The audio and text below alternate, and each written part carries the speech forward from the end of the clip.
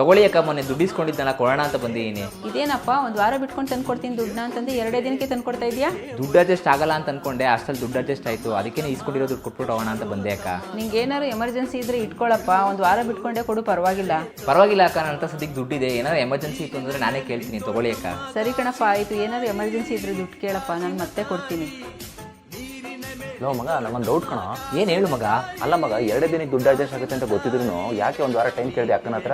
ಓ ಅದಾ, ಆ್ಯಕ್ಚುಲಿ ದುಡ್ಡು ಕೊಟ್ಟವ್ರು ಯಾರಾದರೂ ದುಡ್ಡು ರಿಟರ್ನ್ ಕೊಡೋಕೆ ಹೋದಾಗ ನಿಧಾನ ಕೊಡು ಅಂತ ಯಾವ ಥರ ಹೇಳೋದು ಕೇಳಿದ್ಯಾ? ಇಲ್ಲ ಮಗ, ಯಾರು ಹೇಳಲ್ಲ ತಾನೆ. ಅದಕ್ಕೊಂದು ರೀಸನ್ ಇದೆ ಮಗ.